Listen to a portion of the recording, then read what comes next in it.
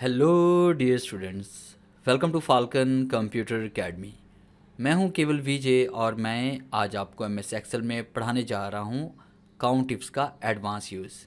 कि count ifs का advance use और इसके साथ एंड का फंक्शन यूज़ करके आप किस तरह से बेहतरीन नतीजे हासिल कर सकते हैं। इस लेक्चर को समझने के लिए आपको मैं इस शीट के बारे में थोड़ा सा बता देता हूँ कि ये मेरे पास एक रिकॉर्ड शीट है जिसके अंदर मैंने न्यू स्टूडेंट का रिकॉर्ड यहाँ पे ऐड किया हुआ है।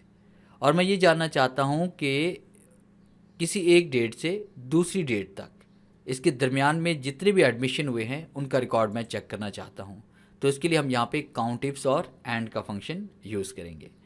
जैसे फ़र्ज़ कीजिए कि मेरे पास यहाँ पे 6/5/2020 और उसके बाद 6/14/2020 मेरे पास ये स्टार्टिंग डेट और एंडिंग डेट मैंने यहाँ पे राइट की हुई है। इसमें 16 एडमिशन हुए हैं।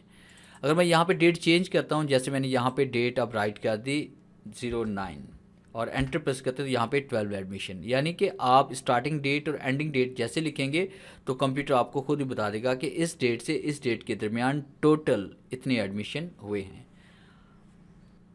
ये फार्मूला मुख्तलिफ़ जगहों पे आप मुख्तलिफ़ पर्पज़ के लिए यूज़ कर सकते हैं। कहीं पे आप क्वांटिटी मालूम कर सकते हैं, कहीं पे आप रिकॉर्ड चेक कर सकते हैं, कहीं किसी भी चीज़ की मिकदार मालूम करने के लिए आप इस फार्मूले का यूज़ कर सकते हैं।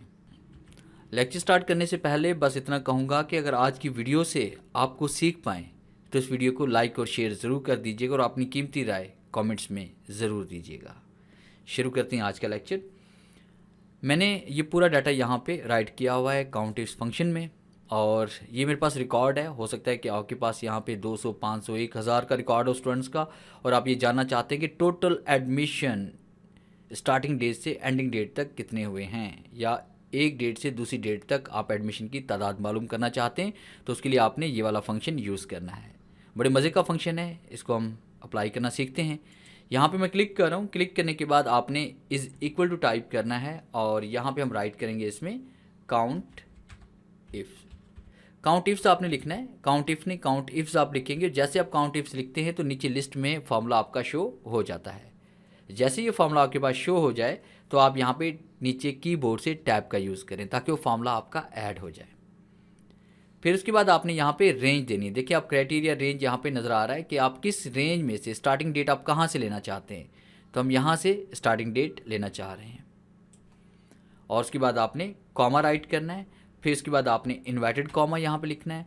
फिर इसके बाद आप लिखेंगे यहाँ पे ग्रेटर देन या इक्वल टू, कि बड़ी हो जाए या बराबर हो जाए डेट, और उसके बाद आपने यहाँ पे इन्वर्टेड कॉमा क्लोज कर देने हैं। फिर इसके बाद यहाँ पे आपने एंड का फंक्शन यूज़ करना है। एंड तो आपने शिफ्ट के साथ यहाँ पे 7 नंबर आप टाइप करेंगे कीबोर्ड से। एंड का यहाँ पे आपका साइन इंसर्ट हो जाएगा और उसके बाद आपने यहाँ से स्टार्टिंग डेट पे क्लिक करना है कि इस डेट से लेकर किस डेट तक आप इसको मालूम करना चाहते हैं। जैसे स्टार्टिंग डेट हमारे पास ये वाली इसमें आ रही है। फिर इसके बाद यहाँ पे आपने कॉमा देना है और उसके बाद आपने एंडिंग डेट के लिए यहाँ पे रेंज देनी है कि किस डेट तक आपने जो है डाटा यहाँ पे काउंट करना चाहते हैं। तो वो भी आप मुकम्मल रेंज यहाँ पे देंगे। फिर उसके बाद आपने यहाँ पे कॉमा टाइप करना है और फिर इन्वर्टेड कॉमा।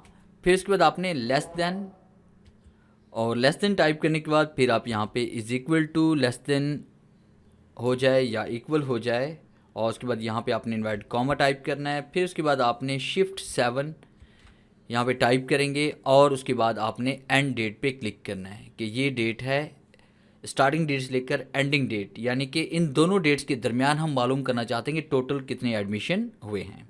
उसके बाद आपने ब्रैकेट क्लोज करनी है और जैसे हम एंटर प्रेस करेंगे तो आप देखें यहाँ पे 5 से लेकर 6 डेट के दरमियान आपके पास 4 एडमिशन है। अब जैसे यहाँ पे डेट हम चेंज करते हैं, मैंने डबल क्लिक किया यहाँ पे, इसको हम सेलेक्ट करते हैं और मैं यहाँ पे टाइप कर रहा हूँ, फ़र्ज़ कीजिए कि 14। अब जैसे मैंने 14 टाइप किया तो आप देखिए यहाँ पे 16 एडमिशन शो हो रहे हैं। तो इस तरह से ये फार्मूला यूज़ करके अपने काम को और आप आसान कर सकते हैं। उम्मीद है इस लेक्चर में कुछ सीखने को आपको मिला होगा। अगर आज का फार्मूला आपको अच्छा लगा है तो इस वीडियो को लाइक और शेयर ज़रूर कर दीजिए।